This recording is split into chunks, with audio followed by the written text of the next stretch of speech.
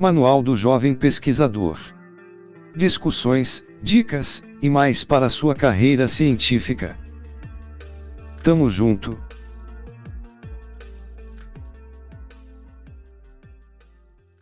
Olá e bem-vindos a mais uma análise aprofundada aqui com a gente. Hoje a gente vai mergulhar numa questão crucial no mundo da ciência. Algo que talvez a gente tome como garantido, né?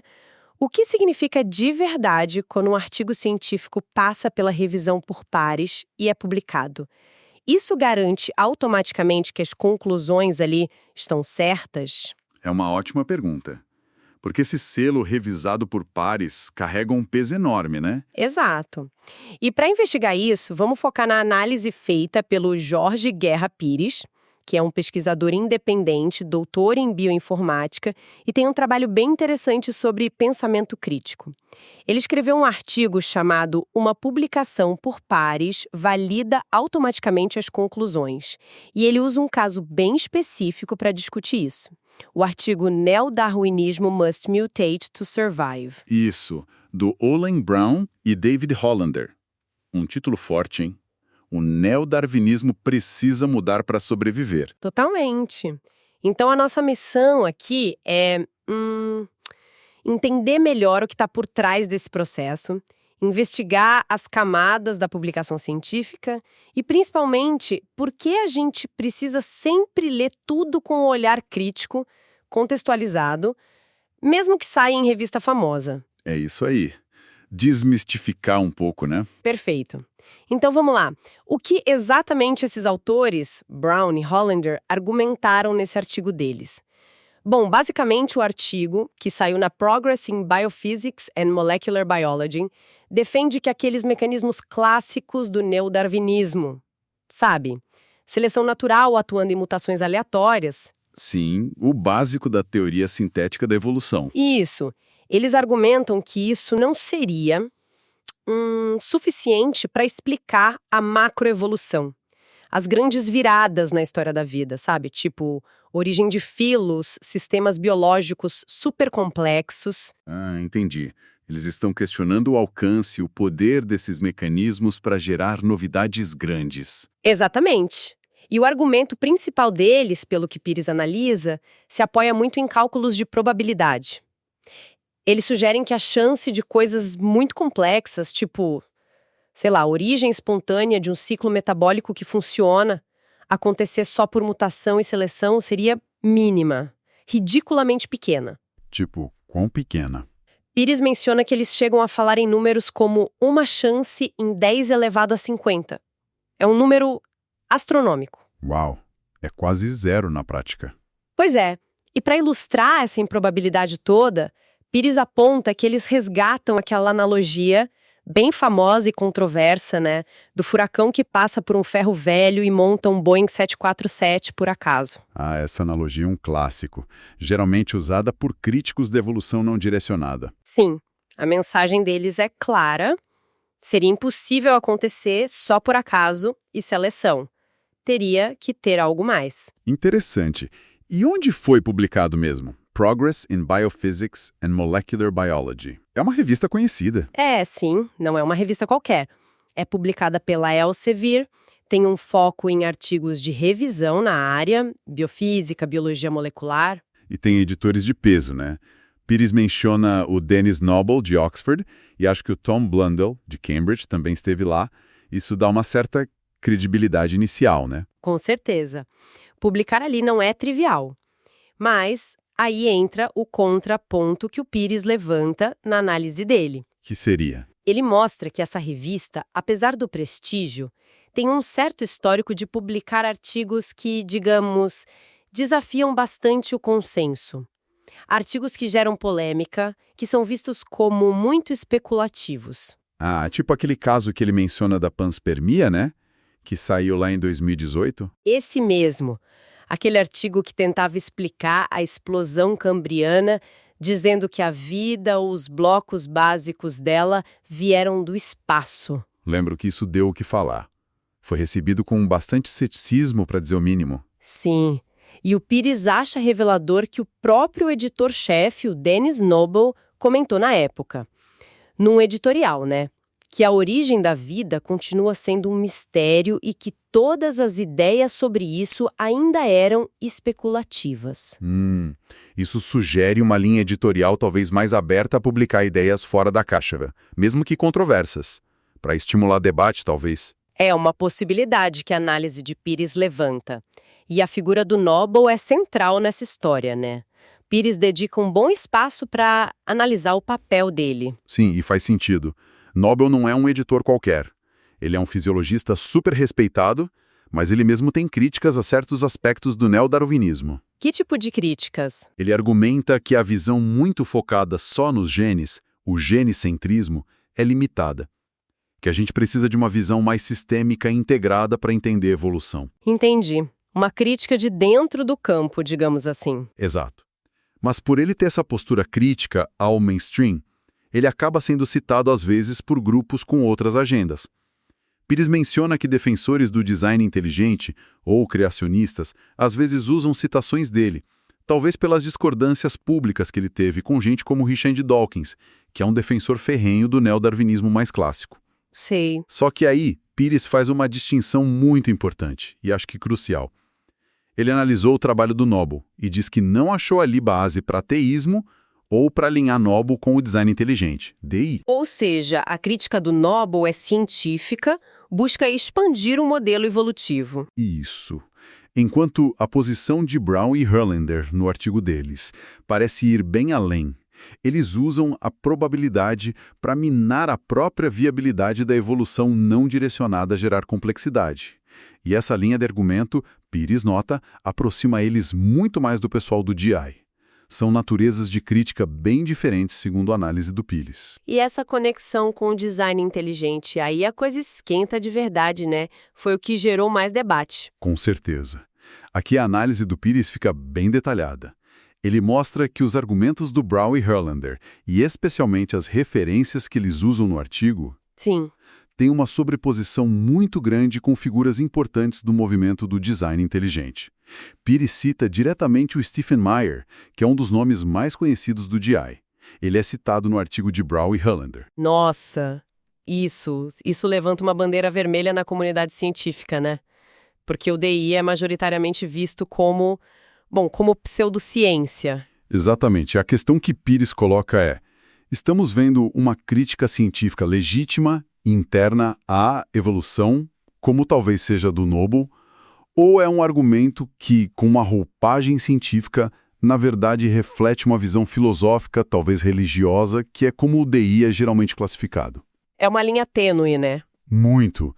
E o uso desses argumentos de probabilidade para dizer, isso é impossível por acaso, logo precisa de um designer, é uma tática clássica do DI e muito criticada pelos biólogos.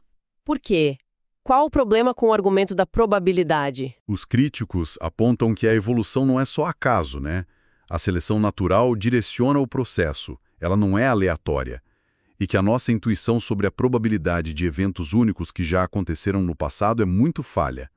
Calcular a chance de algo complexo surgir do nada ignora os passos intermediários, a seleção cumulativa. Faz sentido. E o Pires ainda coloca isso num contexto maior, né? Falando de outros problemas recentes na publicação científica. Sim, ele amplia a discussão, menciona casos que abalaram um pouco a confiança no sistema, tipo um caso de plágio que usou o ChatGPT e passou batido no Elsevier, no começo. Nossa! E outro de umas imagens geradas por inteligência artificial totalmente bizarras e erradas, que foram publicadas num artigo da Frontiers e viraram até piada. Quer dizer, esses exemplos, junto com o histórico da própria revista do artigo do Brown e Hollander, com aquele artigo da panspermia? Exato.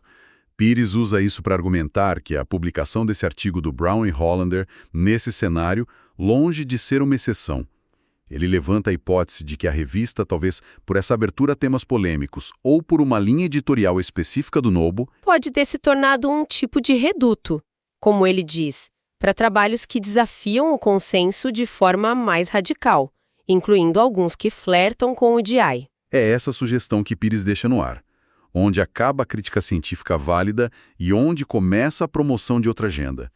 A associação com o DI exige um olhar muito mais atento. E a análise do Pires força a gente a olhar não só o que o artigo diz, mas As fontes, as conexões, o padrão do argumento. Isso, comparar com outros debates. A publicação em si, mesmo revisada por pares, não blinda o artigo dessas questões todas. É preciso um olhar mais amplo. O que nos traz de volta, né? A pergunta central do artigo do Pires. A revisão por pares, sozinha, valida as conclusões. Pelo jeito, a resposta é um sonoro não.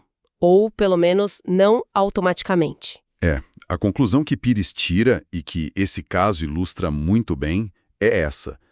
A revisão por pares é um filtro importante, é necessária, não dá para publicar qualquer coisa, idealmente garante que outros especialistas olharam, viram se a metodologia faz algum sentido, se está bem escrito, se tem relevância. Ser aprovado significa, ok, isso merece ser publicado e discutido pela comunidade. Mas não é um carimbo de verdade absoluta. Longe disso.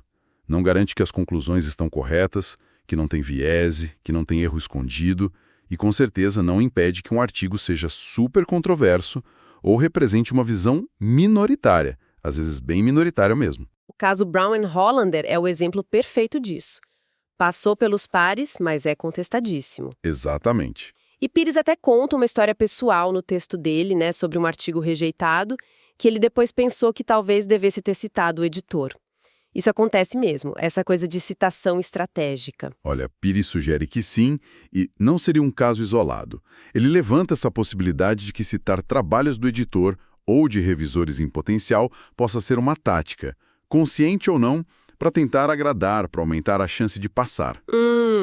Complicado isso. Mostra um lado humano, talvez um pouco cinzento do processo. Sim, não invalida o sistema todo, mas aponta para essas pressões, essas dinâmicas que existem ali. E isso puxa outra discussão importante que Pires traz, citando um outro autor, o Imad Mousa. Sobre o poder dos editores? Exato. Mousa fala dos superpoderes dos editores. Eles são os gatekeepers, os porteiros da ciência publicada. A decisão deles, aceita, rejeita, revisa, define o que entra para o registro científico, o que influencia carreiras, financiamentos. Caramba, é muito poder na mão de pouca gente. E quais os riscos disso? Vários. Pires, citando Mousa, aponta o risco de elitismo, favorecer gente de universidades famosas ou da própria rede de contatos. Tem a subjetividade. A preferência pessoal do editor por uma teologia ou método pode pesar, mesmo sem querer. E a falta de transparência, né? Muitas vezes a gente nem sabe por que um artigo foi rejeitado. Exatamente. Falta de prestação de contas. E Mousa menciona até coisas mais problemáticas. Nepotismo, favorecer amigos, ou até aquela pressãozinha para citar a própria revista ou editor para inflar o fator de impacto. Entendi. E o editor escolhe os revisores também, né? E pode dar mais peso para um parecer do que para o outro. Sim. Pires relata ter ouvido de editores que, se os pareceres são divididos, um aprova, outro rejeita, a tendência muitas vezes é rejeitar. Uma postura talvez mais conservadora, para não arriscar. Ok, voltando para o nosso caso. O Denis Nobel aceitou o artigo de Brown e Hollander.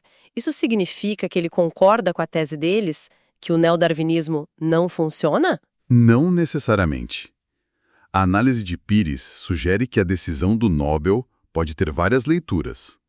Não implica concordância total. Como assim? Pode ser, por exemplo, uma estratégia editorial para gerar debate numa área que o próprio Nobel acha que precisa de ideias novas, mesmo polêmicas.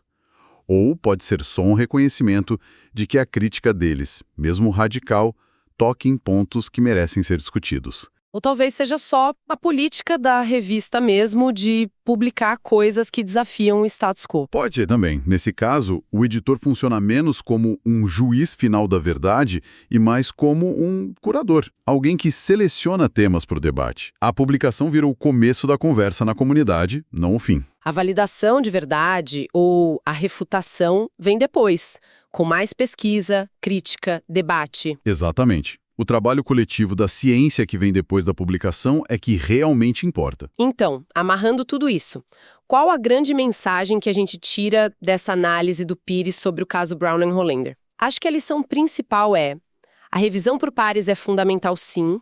É um filtro de qualidade que a gente precisa, eleva o nível, mas não dá para achar que é uma garantia de que tudo ali está certo ou que não há controvérsia. Não dá para terceirizar o pensamento crítico para o selo da revista, né? De jeito nenhum. O caso que a gente discutiu mostra toda a complexidade. Revista de nome, editor famoso, mas argumentos questionáveis, conexões com ideias vistas como pseudociência, um histórico da revista com outros artigos polêmicos. Ver todo esse quadro é essencial para avaliar direito. E a implicação maior, acho, é essa necessidade de ler tudo com olhar crítico e contextualizado, qualquer artigo científico. Isso. Não basta ver o nome da revista ou dos autores. Tem que ir fundo, olhar os métodos, questionar as premissas, ver os dados, pensar no que pode estar faltando, conhecer o histórico do debate naquele tema. E lembrar que a ciência avança assim, né? Com debate, crítica, revisão constante, não com carimbos definitivos. Perfeito. A publicação revisada por pares é o ponto de partida para esse processo coletivo de escrutínio, não a linha de chegada. A análise do Pires sobre Brown e Hollander é um exemplar excelente disso. E para a gente terminar, fica aqui uma reflexão. Pensando em todas essas pressões da academia que a gente falou, o publicar ao perecer, a briga por verba, os possíveis vieses na edição que Pires e Mous apontaram, como será que novos modelos de publicação e avaliação científica poderiam, talvez, mudar esse cenário no futuro? Boa pergunta. Modelos como revisão por pares aberta, onde todo mundo sabe quem revisou quem, ou plataformas que focam na discussão depois que o artigo sai. Será que isso traria mais transparência, mais justiça, tornaria o processo de validar o conhecimento mais robusto, talvez? Mitigaria alguns desses problemas que a gente viu hoje? É uma questão em aberto, né? Fica aí pra gente pensar.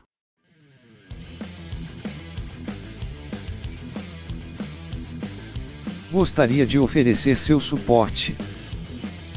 Compre nosso e-book na Amazon, nosso curso na Udemy, ou Buy Me a Coffee.